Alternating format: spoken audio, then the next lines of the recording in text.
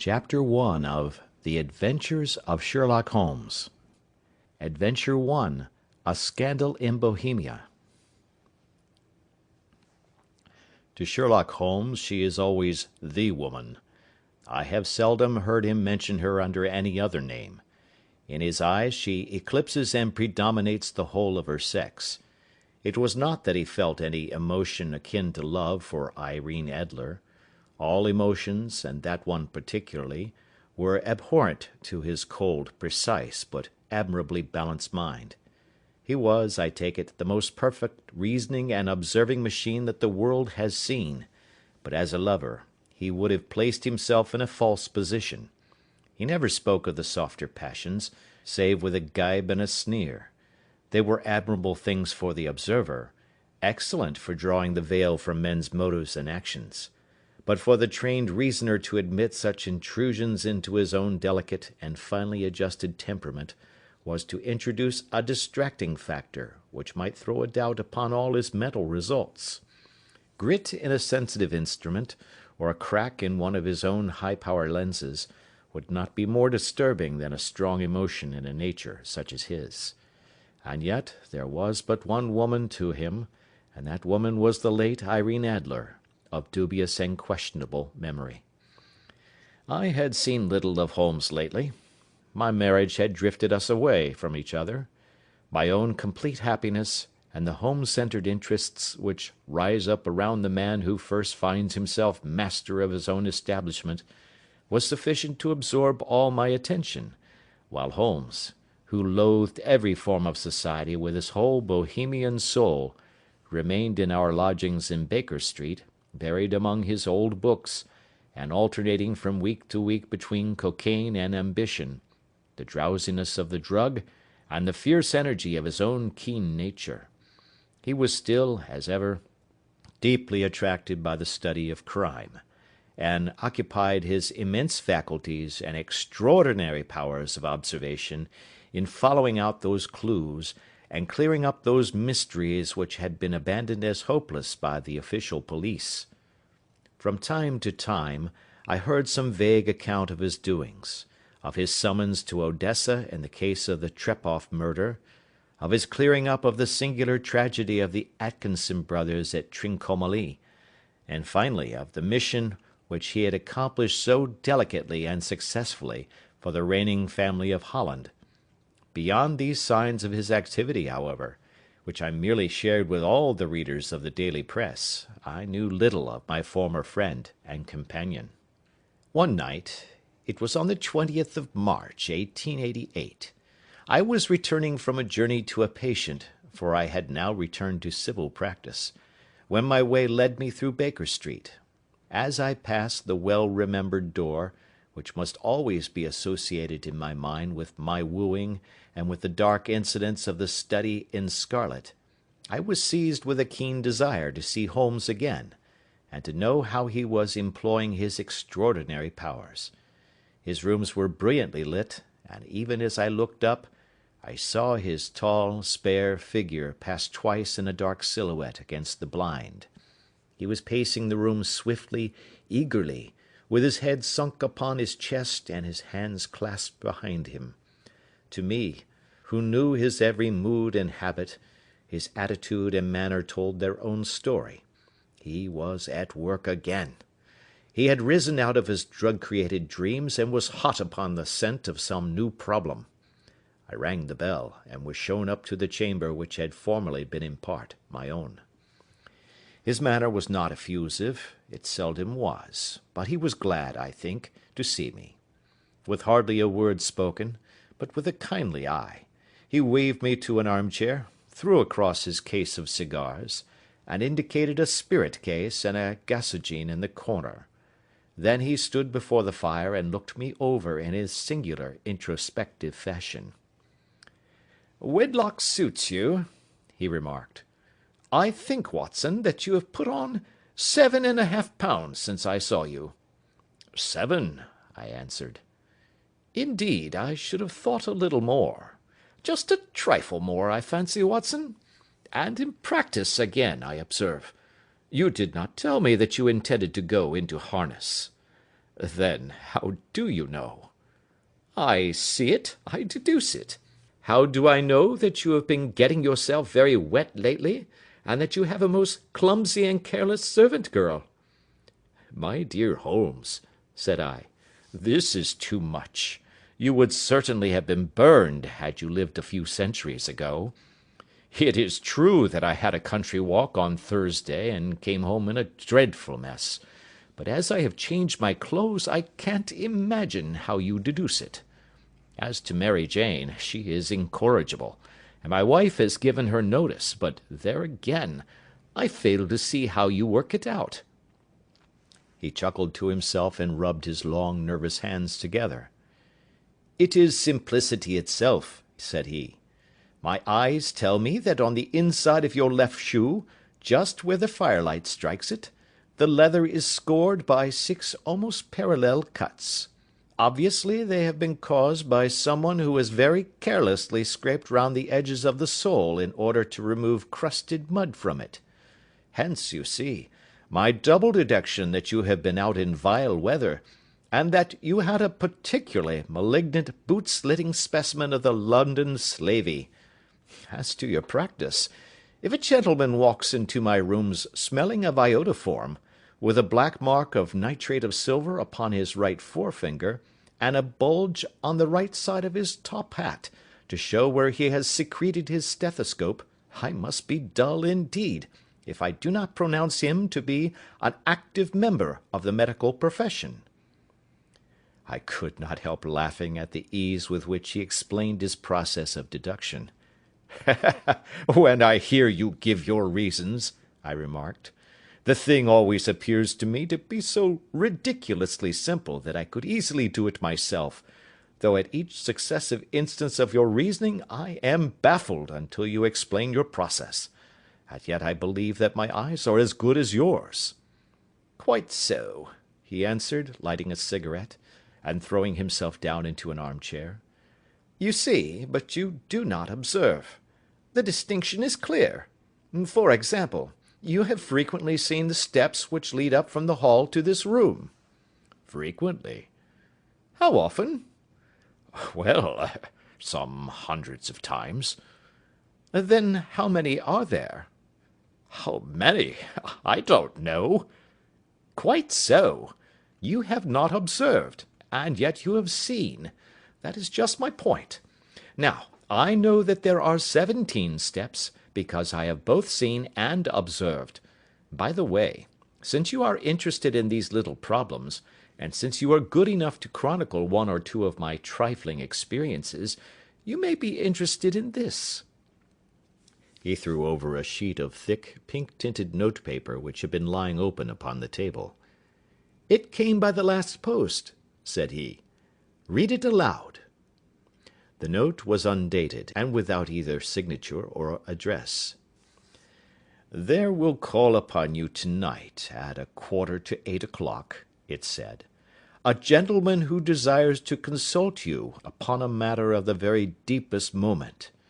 Your recent services to one of the royal houses of Europe have shown that you are one who may safely be trusted with matters which are of an importance which can hardly be exaggerated. This account of you we have from all quarters received. Be in your chamber then at that hour, and do not take it amiss if your visitor wear a mask. This is indeed a mystery, I remarked. What do you imagine that it means?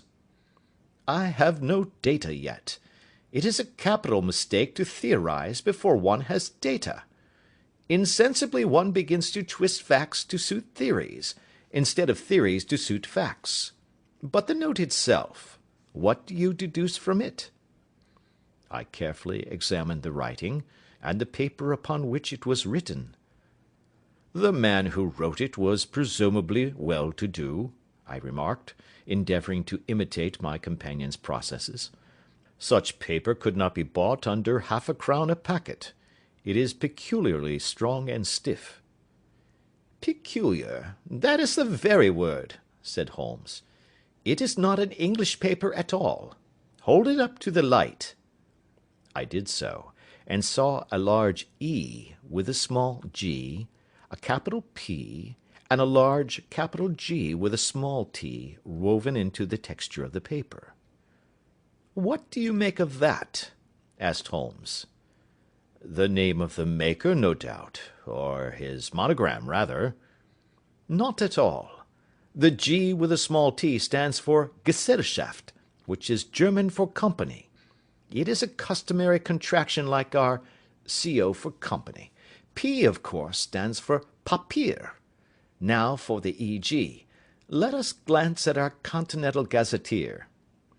He took down a heavy brown volume from his shelves. Iglonitz, here we are, Egria. It is in a German-speaking country, in Bohemia, not far from Carlsbad.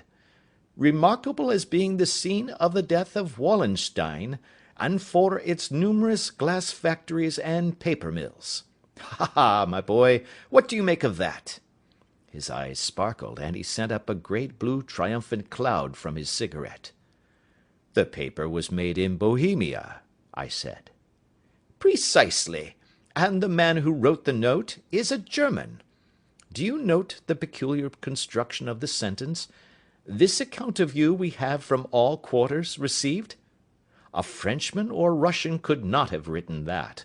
It is the German who is so uncourteous to his verbs. It only remains, therefore, to discover what is wanted by this German who writes upon Bohemian paper, and prefers wearing a mask to showing his face. And here he comes, if I am not mistaken, to resolve all our doubts." As he spoke, there was a sharp sound of horses' hoofs and grating wheels against the curb, followed by a sharp pull at the bell. Holmes whistled. "A pair, by the sound," said he. "Yes," he continued, glancing out of the window. "A nice little brougham and a pair of beauties. 150 guineas apiece. There's money in this case, Watson, if there is nothing else." "I think that I had better go, Holmes." "Not a bit, Doctor. Stay where you are. I am lost without my Boswell, and this promises to be interesting. It would be a pity to miss it." "But your client—" "Never mind him. I may want your help, and so may he. Here he comes. Sit down in that armchair, Doctor, and give us your best attention." A slow and heavy step, which had been heard upon the stairs and in the passage, paused immediately outside the door. Then there was a loud and authoritative tap. "Come in," said Holmes. A man entered, who could hardly have been less than 6 feet 6 inches in height, with the chest and limbs of a Hercules. His dress was rich, with a richness which would, in England, be looked upon as akin to bad taste. Heavy bands of astrakhan were slashed across the sleeves and fronts of his double-breasted coat, while the deep blue cloak which was thrown over his shoulders was lined with flame-coloured silk, and secured at the neck with a brooch, which consisted of a single flaming beryl. Boots, which extended halfway up his calves, and which were trimmed at the tops with rich brown fur, completed the impression of barbaric opulence which was suggested by his whole appearance. He carried a broad-brimmed hat in his hand, while he wore across the upper part of his face, extending down past the cheek-bones, a black vizard mask, which he had apparently adjusted that very moment, for his hand was still raised to it as he entered. From the lower part of the face he appeared to be a man of strong character, with a thick, hanging lip, and a long, straight chin suggestive of resolution pushed to the length of obstinacy. "You had my note?"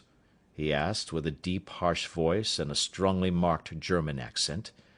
"I told you that I would call." He looked from one to the other of us, as if uncertain which to address. "Pray take a seat," said Holmes. "This is my friend and colleague, Dr. Watson, who is occasionally good enough to help me in my cases. Whom have I the honour to address?" "You may address me as the Count von Kramm, a Bohemian nobleman. I understand that this gentleman, your friend, is a man of honour and discretion, whom I may trust with a matter of the most extreme importance. If not, I should much prefer to communicate with you alone." I rose to go, but Holmes caught me by the wrist and pushed me back into my chair. "It is both or none," said he. "You may say before this gentleman anything which you may say to me." The Count shrugged his broad shoulders. "Then I must begin," said he, "by binding you both to absolute secrecy for 2 years. At the end of that time, the matter will be of no importance.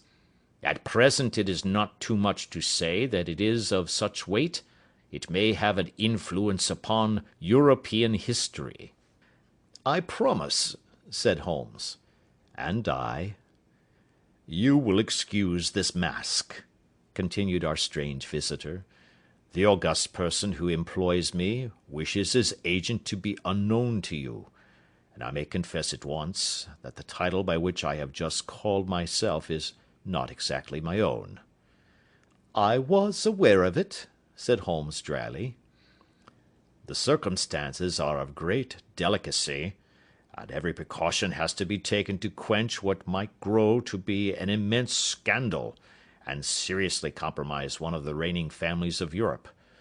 To speak plainly, the matter implicates the great house of Ormstein, hereditary kings of Bohemia." "I was also aware of that," murmured Holmes, settling himself down in his armchair and closing his eyes. Our visitor glanced with some apparent surprise at the languid, lounging figure of the man who had been no doubt depicted to him as the most incisive reasoner and most energetic agent in Europe. Holmes slowly reopened his eyes, and looked impatiently at his gigantic client. "If your Majesty would condescend to state your case," he remarked, "I should be better able to advise you." The man sprang from his chair and paced up and down the room in uncontrollable agitation. Then, with a gesture of desperation, he tore the mask from his face and hurled it upon the ground. "You are right," he cried. "I am the king. Why should I attempt to conceal it?"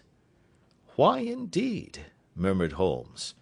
"Your Majesty had not spoken before I was aware that I was addressing Wilhelm Gottschalk Sigmunds von Ormstein, Grand Duke of Cassel-Felstein, and hereditary King of Bohemia." "But you can understand," said our strange visitor, sitting down once more and passing his hand over his high white forehead, "you can understand that I am not accustomed to doing such business in my own person. Yet the matter was so delicate that I could not confide it to an agent without putting myself in his power. I have come incognito from Prague for the purpose of consulting you." "Then pray consult," said Holmes, shutting his eyes once more. "The facts are briefly these. Some 5 years ago, during a lengthy visit to Warsaw, I made the acquaintance of the well-known adventuress Irene Adler. The name is no doubt familiar to you." "Kindly look her up in my index, doctor," murmured Holmes without opening his eyes. For many years he had adopted a system of docketing all paragraphs concerning men and things, so that it was difficult to name a subject or a person on which he could not at once furnish information. In this case I found her biography sandwiched in between that of a Hebrew rabbi and that of a staff commander who had written a monograph upon the deep-sea fishes. "Let me see," said Holmes. Born in New Jersey in the year 1858. Contralto. La Scala. Prima donna Imperial Opera of Warsaw. Yes. Retired from operatic stage. Ha! Living in London. Quite so. Your Majesty, as I understand, became entangled with this young person, wrote her some compromising letters, and is now desirous of getting those letters back." "Precisely so. But how?" "Was there a secret marriage?" "None." "No legal papers or certificates?" "None." "Then I failed to follow your Majesty. If this young person should produce her letters for blackmailing or other purposes, How is she to prove their authenticity?" "There is the writing." "Pooh, pooh, forgery." "My private notepaper." "Stolen." "My own seal." "Imitated." "My photograph." "Bought." "We were both in the photograph." "Oh, dear, that is very bad. Your Majesty has indeed committed an indiscretion." "I was mad, insane." "You have compromised yourself seriously." "I was only crown prince then. I was young. I am but 30 now." "It must be recovered." "We have tried and failed." "Your Majesty must pay. It must be bought." "She will not sell." "Stolen, then." "5 attempts have been made. Twice burglars in my pay ransacked her house. Once we diverted her luggage when she travelled. Twice she has been waylaid. There has been no result." "No sign of it?" "Absolutely none." Holmes laughed. "It is quite a pretty little problem," said he. "But a very serious one to me," returned the king reproachfully. "Very, indeed. And what does she propose to do with the photograph?" "To ruin me." "But how?" "I am about to be married." "So I have heard." "To Clotilde Lothman von Saxe-Meiningen, second daughter of the King of Scandinavia. You may know the strict principles of her family. She is herself the very soul of delicacy.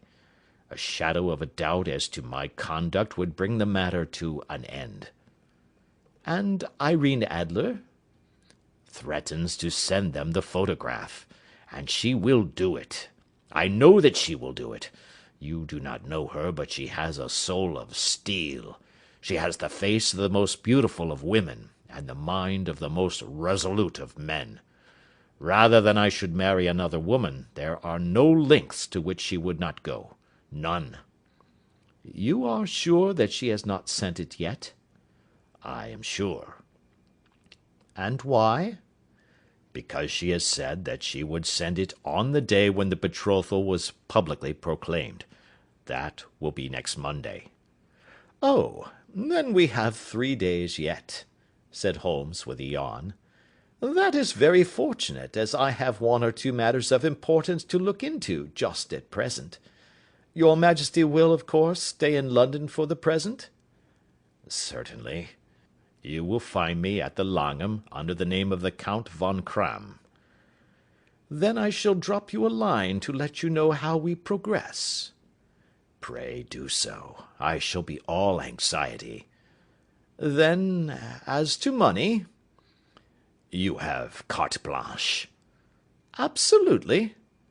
"I tell you that I would give one of the provinces of my kingdom to have that photograph." "And for present expenses?" The king took a heavy chamois leather bag from under his cloak and laid it on the table. "There are £300 in gold and 700 in notes," he said. Holmes scribbled a receipt upon a sheet of his notebook and handed it to him. "And mademoiselle's address?" he asked. "Is Briony Lodge, Serpentine Avenue, St. John's Wood." Holmes took a note of it. "One other question," said he. "Was the photograph a cabinet?" "It was." "Then good night, your Majesty, and I trust that we shall soon have some good news for you. And good night, Watson," he added, as the wheels of the royal brougham rolled down the street. "If you will be good enough to call to-morrow afternoon at 3 o'clock, I should like to chat this little matter over with you." Part 2. At 3 o'clock precisely, I was at Baker Street, but Holmes had not yet returned. The landlady informed me that he had left the house shortly after 8 o'clock in the morning. I sat down before the fire, however, with the intention of awaiting him, however long he might be. I was already deeply interested in his inquiry, for, though it was surrounded by none of the grim and strange features which were associated with the two crimes which I have already recorded, still, the nature of the case and the exalted station of his client gave it a character of its own. Indeed, apart from the nature of the investigation which my friend had on hand, there was something in his masterly grasp of a situation, and his keen, incisive reasoning, which made it a pleasure to me to study his system of work, and to follow the quick, subtle methods by which he disentangled the most inextricable mysteries. So accustomed was I to his invariable success, that the very possibility of his failing had ceased to enter into my head. It was close upon 4 before the door opened, and a drunken-looking groom, ill-kempt and side-whiskered, with an inflamed face and disreputable clothes, walked into the room. Accustomed as I was to my friend's amazing powers in the use of disguises, I had to look 3 times before I was certain that it was indeed he. With a nod he vanished into the bedroom, whence he emerged in 5 minutes, tweed-suited and respectable as of old. Putting his hands into his pockets, he stretched out his legs in front of the fire, and laughed heartily for some minutes. "Well, really!" he cried, and then he choked and laughed again until he was obliged to lie back, limp and helpless, in the chair. "What is it?" "It's quite too funny. I am sure you could never guess how I employed my morning, or what I ended by doing." "I can't imagine. I suppose that you must have been watching the habits, and perhaps the house, of Miss Irene Adler?" "Quite so, but the sequel was rather unusual. I will tell you, however. I left the house a little after 8 o'clock this morning in the character of a groom out of work. There is a wonderful sympathy and freemasonry among horsey men. Be one of them, and you will know all that there is to know. I soon found Briony Lodge. It is a bijou villa, with a garden at the back, but built out in front right up to the road, 2 stories. Chubb lock to the door. Large sitting room on the right side, well furnished, with long windows almost to the floor, and those preposterous English window fasteners which a child could open. Behind there was nothing remarkable, save that the passage window could be reached from the top of the coach-house. I walked round it, and examined it closely from every point of view, but without noting anything of interest. I then lounged down the street, and found, as I expected, that there was a mews in a lane which runs down by one wall of the garden. I lent the ostlers a hand in rubbing down their horses, and received in exchange 2d, a glass of half and half, 2 fills of shag tobacco, and as much information as I could desire about Miss Adler, to say nothing of half a dozen other people in the neighbourhood, in whom I was not in the least interested, but whose biographies I was compelled to listen to. "And what of Irene Adler?" I asked. "Oh, she has turned all the men's head down in that part. She is the daintiest thing under a bonnet on this planet. So say the Serpentine Mews to a man. She lives quietly, sings at concerts, drives out at 5 every day, and returns at 7 sharp for dinner. Seldom goes out at other times except when she sings. Has only 1 male visitor, but a good deal of him. He is dark, handsome, and dashing, never calls less than once a day, and often twice. He is a Mr. Godfrey Norton, of the Inner Temple. See the advantages of a cabman as a confidant. They had driven him home a dozen times from Serpentine Mews, and knew all about him. When I had listened to all they had to tell, I began to walk up and down near Briony Lodge once more, and to think over my plan of campaign. This Godfrey Norton was evidently an important factor in the matter. He was a lawyer. That sounded ominous. What was the relation between them, and what the object of his repeated visits? Was she his client, his friend, or his mistress? If the former, she had probably transferred the photograph to his keeping. If the latter, It was less likely. On the issue of this question depended whether I should continue my work at Briony Lodge, or turn my attention to the gentlemen's chambers in the Temple. It was a delicate point, and it widened the field of my inquiry. I fear that I bore you with these details, but I have to let you see my little difficulties, if you are to understand the situation. I am following you closely, I answered. I was still balancing the matter in my mind when a hansom cab drove up to Briony Lodge, and a gentleman sprang out. He was a remarkably handsome man, dark, aquiline, and moustached, evidently the man of whom I had heard. He appeared to be in a great hurry, shouted to the cabman to wait, and brushed past the maid who opened the door with the air of a man who was thoroughly at home. He was in the house about half an hour, and I could catch glimpses of him in the windows of the sitting-room, pacing up and down, talking excitedly, and waving his arms. Of her I could see nothing. Presently he emerged, looking even more flurried than before. As he stepped up to the cab, he pulled a gold watch from his pocket and looked at it earnestly. "Drive like the devil!" he shouted. "First to Gross and Hankey's in Regent Street, and then to the Church of St. Monica in the Edgware Road. Half a guinea if you do it in 20 minutes." Away they went, and I was just wondering whether I should not do well to follow them, when up the lane comes a neat little landau, the coachman with his coat only half buttoned, and his tie under his ear, while all the tags of his harness were sticking out of the buckles. It hadn't pulled up before she shot out of the hall door and into it. I only caught a glimpse of her at the moment, but she was a lovely woman, with a face that a man might die for. "The Church of St. Monica, John," she cried, "and half a sovereign if you reach it in 20 minutes. This was quite too good to lose, Watson. I was just balancing whether I should run for it, or whether I should perch behind her landau, when a cab came through the street. The driver looked twice at such a shabby fare, but I jumped in before he could object. "The Church of St. Monica," said I, "and half a sovereign if you reach it in 20 minutes. It was 25 minutes to 12, and of course it was clear enough what was in the wind. My cabby drove fast. I don't think I ever drove faster, but the others were there before us. The cab and the landau with their steaming horses were in front of the door when I arrived. I paid the man and hurried into the church.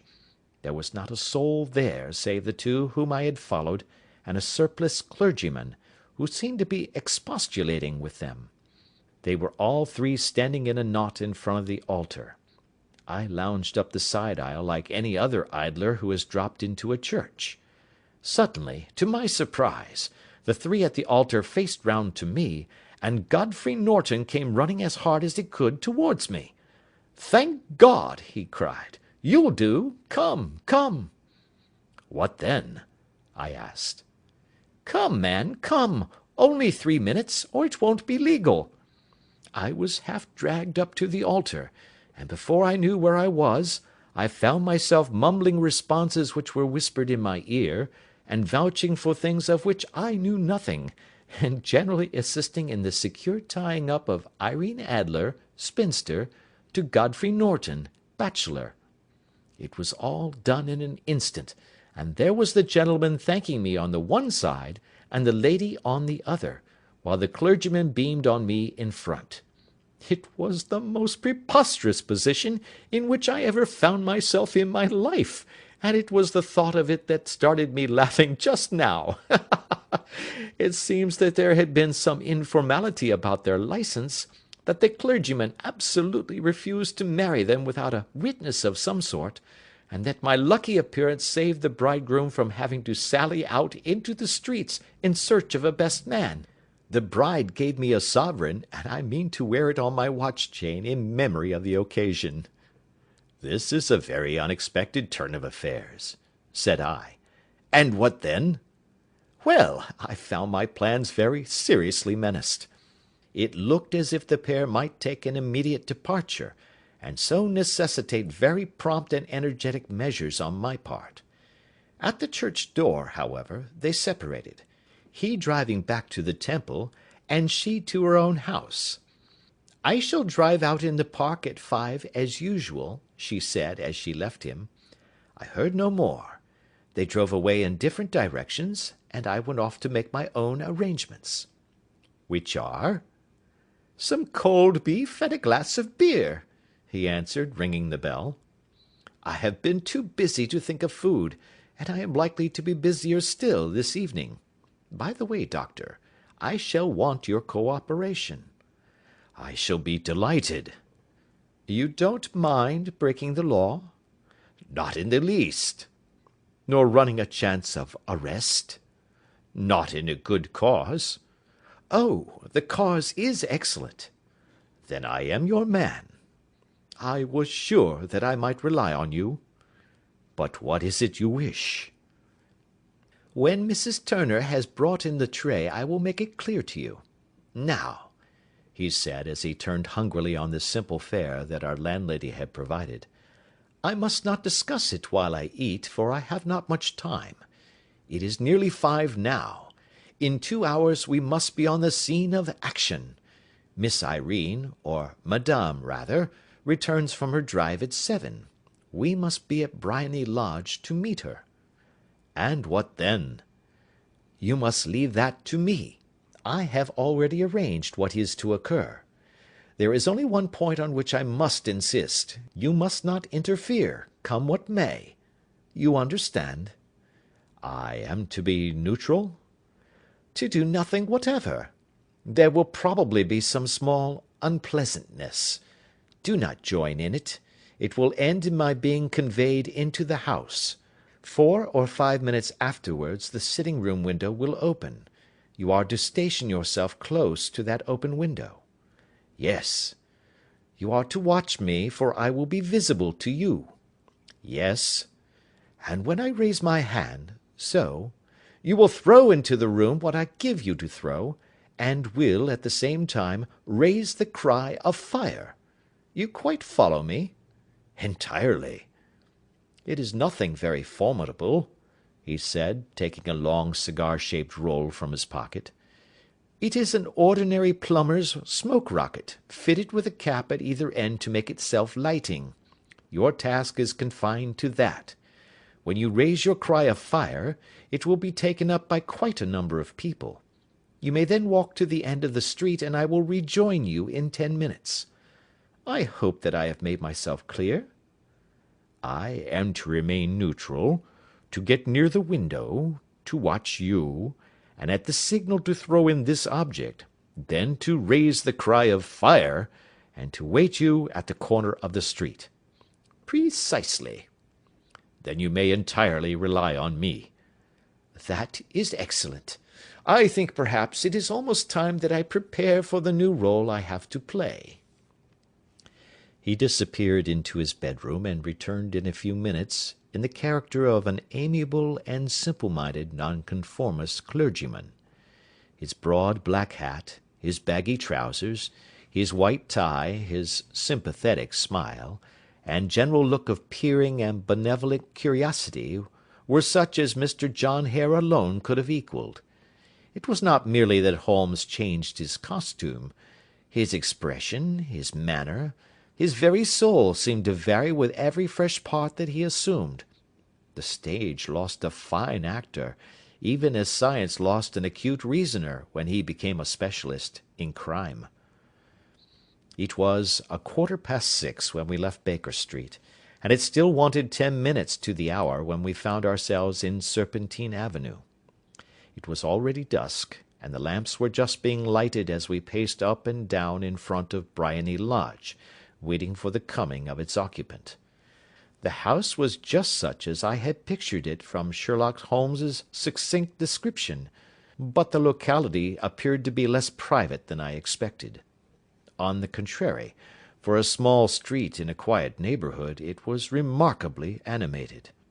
There was a group of shabbily dressed men smoking and laughing in a corner, a scissors grinder with his wheel, 2 guardsmen who were flirting with a nurse girl, and several well-dressed young men who were lounging up and down with cigars in their mouths.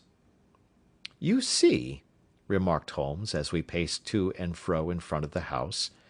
"This marriage rather simplifies matters. The photograph becomes a double-edged weapon now. The chances are that she would be as averse to its being seen by Mr. Godfrey Norton as our client is to its coming to the eyes of his princess. Now the question is, where are we to find the photograph?" "Where, indeed?" "It is most unlikely that she carries it about with her. It is cabinet size, too large for easy concealment about a woman's dress. She knows that the king is capable of having her waylaid and searched. 2 attempts of the sort have already been made.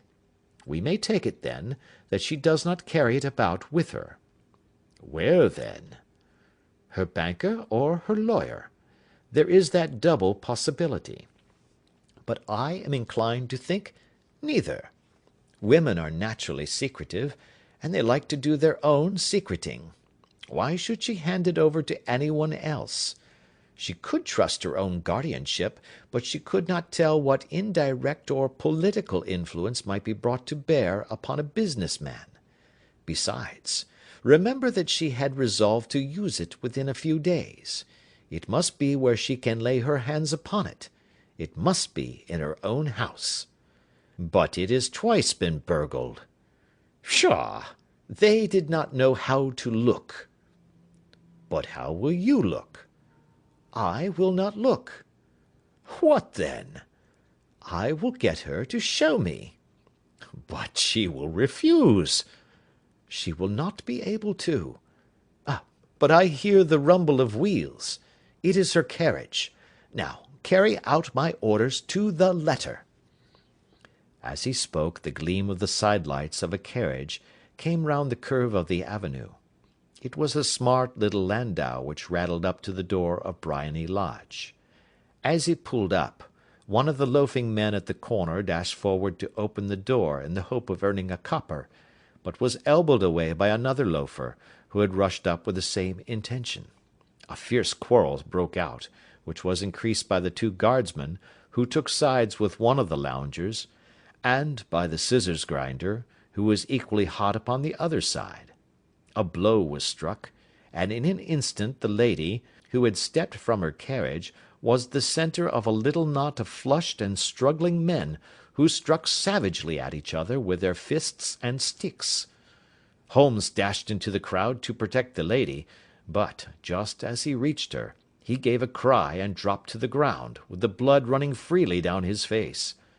At his fall the guardsmen took to their heels in one direction, and the loungers in the other, while a number of better dressed people, who had watched the scuffle without taking part in it, crowded in to help the lady and to attend to the injured man. Irene Adler, as I will still call her, had hurried up the steps, but she stood at the top with her superb figure outlined against the lights of the hall, looking back into the street. "Is the poor gentleman much hurt?" she asked. "He is dead," cried several voices. "No, no, there's life in him," shouted another, "but he'll be gone before you can get him to hospital." "He's a brave fellow," said a woman. "They would have had the lady's purse and watch if it hadn't been for him. They were a gang, and a rough one too. Ah, he's breathing now." "He can't lie in the street. May we bring him in, marm?" "Surely. Bring him into the sitting-room. There is a comfortable sofa. This way, please." Slowly and solemnly he was borne into Briony Lodge and laid out in the principal room, while I still observed the proceedings from my post by the window. The lamps had been lit, but the blinds had not been drawn, so that I could see Holmes as he lay upon the couch. I do not know whether he was seized with compunction at that moment for the part he was playing, but I know that I never felt more heartily ashamed of myself in my life than when I saw the beautiful creature against whom I was conspiring, or the grace and kindliness with which she waited upon the injured man. And yet it would be the blackest treachery to Holmes to draw back now from the part which he had entrusted to me. I hardened my heart, and took the smoke rocket from under my ulster. After all, I thought, we are not injuring her. We are but preventing her from injuring another. Holmes had sat up upon the couch, and I saw him motion like a man who is in need of air. A maid rushed across and threw open the window. At the same instant I saw him raise his hand, and at the signal I tossed my rocket into the room with a cry of "Fire!" The word was no sooner out of my mouth than the whole crowd of spectators, well dressed and ill, gentlemen, ostlers, and servant maids, joined in a general shriek of "Fire!" Thick clouds of smoke curled through the room and out at the open window. I caught a glimpse of rushing figures, and a moment later the voice of Holmes from within, assuring them that it was a false alarm. Slipping through the shouting crowd, I made my way to the corner of the street, and in 10 minutes was rejoiced to find my friend's arm in mine, and to get away from the scene of uproar. He walked swiftly and in silence for some minutes until we had turned down one of the quiet streets which lead towards the Edgware Road. "You did it very nicely, Doctor," he remarked. "Nothing could have been better. It is all right." "You have the photograph?" "I know where it is." "And how did you find out?"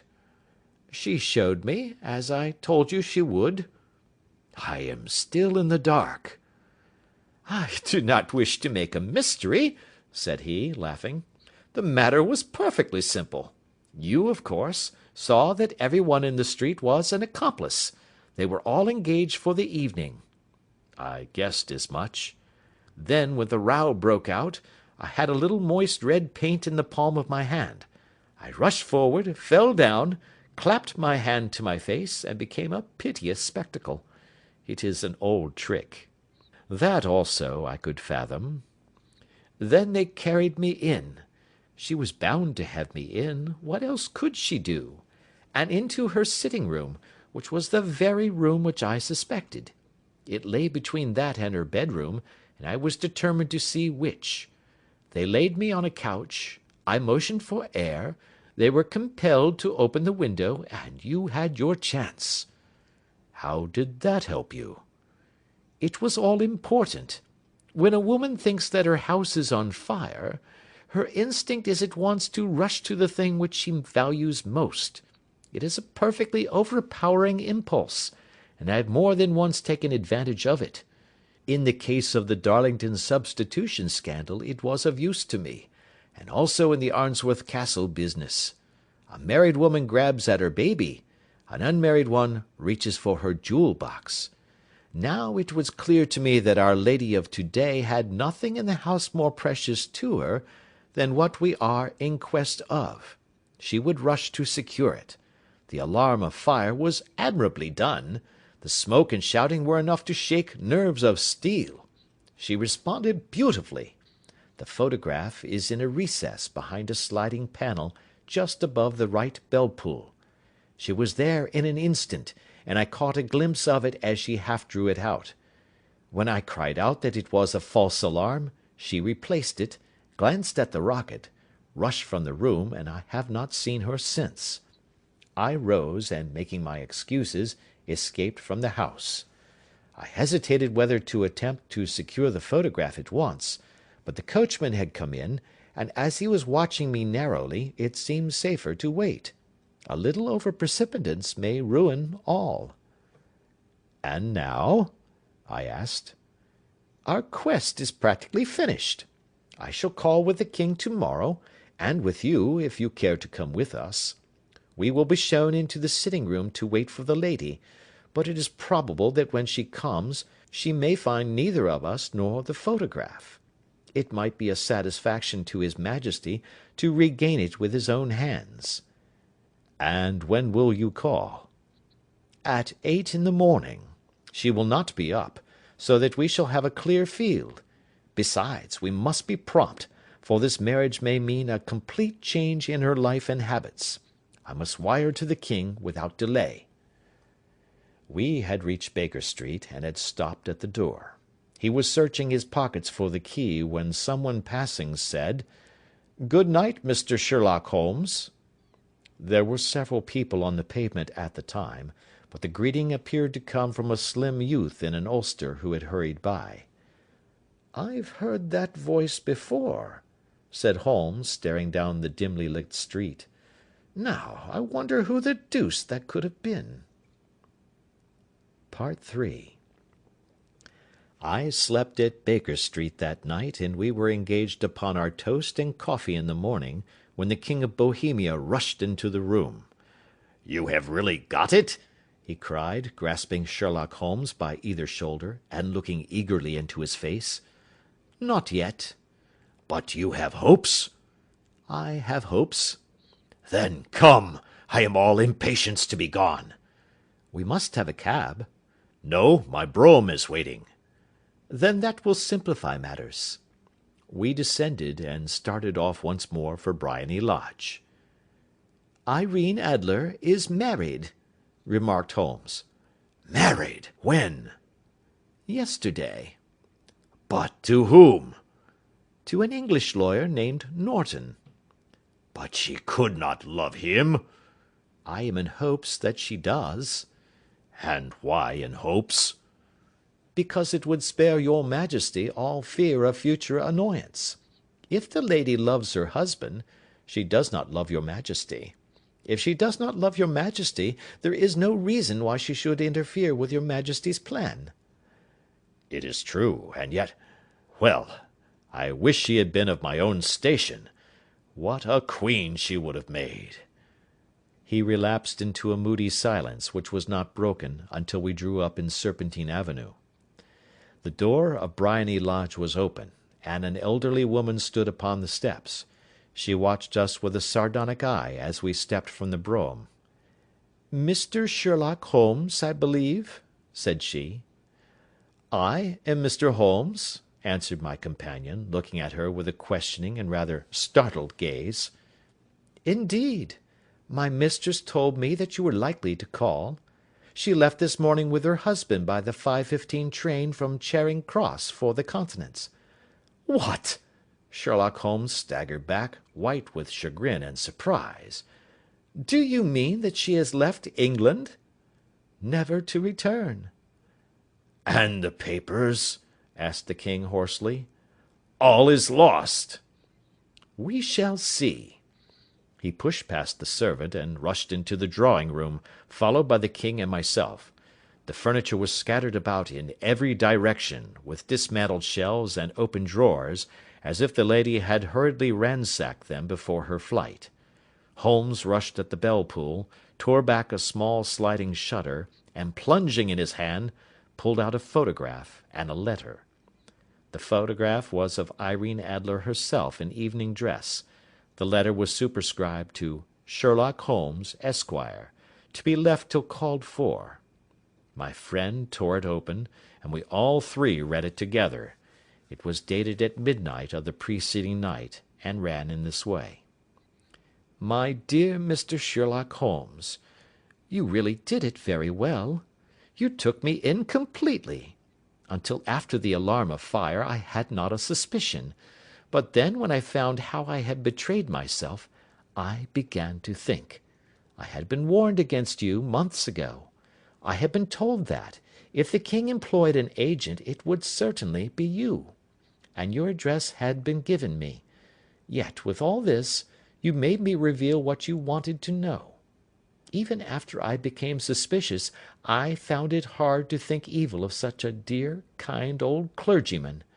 But, you know, I have been trained as an actress myself. Male costume is nothing new to me. I often take advantage of the freedom which it gives. I sent John, the coachman, to watch you, ran upstairs, got into my walking clothes, as I call them, and came down just as you departed. Well, I followed you to your door, and so made sure that I was really an object of interest to this celebrated Mr. Sherlock Holmes. Then I, rather imprudently, wished you good night, and started for the Temple to see my husband. We both thought the best resource was flight, when pursued by so formidable an antagonist. So you will find the nest empty when you call to-morrow. As to the photograph, your client may rest in peace. I love and am loved by a better man than he. The king may do what he will without hindrance from one whom he has cruelly wronged.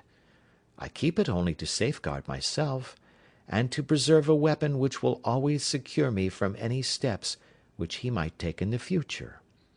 I leave a photograph which he might care to possess, and I remain, dear Mr. Sherlock Holmes, very truly yours, Irene Norton, née Adler. "What a woman! Oh, what a woman!" cried the King of Bohemia, when we had all three read this epistle. "Did I not tell you how quick and resolute she was? Would she not have made an admirable queen? Is it not a pity that she was not on my level?" "From what I have seen of the lady, she seems indeed to be on a very different level to your majesty," said Holmes coldly. "I am sorry that I have not been able to bring your majesty's business to a more successful conclusion." "On the contrary, my dear sir," cried the king, "nothing could be more successful. I know that her word is inviolate. The photograph is now as safe as if it were in the fire." "I am glad to hear your majesty say so." "I am immensely indebted to you. Pray tell me in what way I can reward you. This ring—" He slipped an emerald snake ring from his finger, and held it out upon the palm of his hand. "Your majesty has something which I should value even more highly," said Holmes. "You have but to name it." "This photograph." The king stared in amazement. "Irene's photograph!" he cried. "Certainly, if you wish it." "I thank your majesty. Then there is no more to be done in the matter. I have the honour to wish you a very good morning." He bowed, and turning away without observing the hand which the king had stretched out to him, he set off in my company for his chambers. And that was how a great scandal threatened to affect the kingdom of Bohemia, and how the best plans of Mr. Sherlock Holmes were beaten by a woman's wit. He used to make merry over the cleverness of woman, but I have not heard him do it of late, and when he speaks of Irene Adler, or when he refers to her photograph, it is always under the honourable title of the woman. End of chapter 1.